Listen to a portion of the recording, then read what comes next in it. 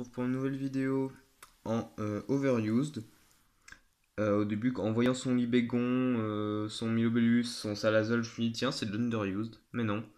Euh, D'ailleurs, regardez, le mec s'appelle Jambé. Ça ressemble à Jimbei, du coup c'est drôle. Ah, donc du coup, on va voir ce match donc avec sa team un peu bizarre. Évidemment, il n'a pas de type fée, du coup je lis de Como pour mettre le tag Z. Qui va du coup one shot, ben, évidemment le Flygon. Faire attention quand même au Dimoré et au Milobellus, évidemment. Milobellus qui tank même pas, qui tank à plus de 50%, à moins de 50%, je veux dire le Poison Jab. Le Drain Punch sur un coup critique fait assez mal, mais il est plus rapide que moi. Mon Como est défensif, donc il est plus rapide que moi, ça c'est sûr. Et regardez le Scald, ben, il m'inflige des petits dégâts, mais à chaque fois, et en plus les chances de burn derrière, ça va pas passer. Donc il va burn, mais derrière je vais pouvoir le tuer.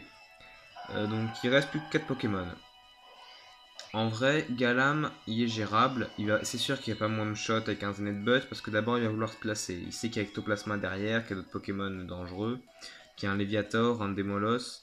Je pense que en plus là il a le doute, qui est le méga, est-ce que c'est le Démolos, est-ce que c'est le Léviator? Mais non, pour un stratège, je pense que c'est logique. Évidemment, c'est le Demolos Mega. Parce que, regardez bien, en vrai, une team comme ça, vous pouvez la gérer facilement. Pour savoir si le Demolos, Gardevoir Mega même, ou Demolos Mega ou Léviator Mega. En vrai, un Demolos comme ça se joue qu'en NU ou en RU. Gardevoir comme ça, bon ben, Mega, ça peut se jouer. Mais si vous voyez, Léviator ne sera pas Méga, parce que ça fera un autre type ténèbres.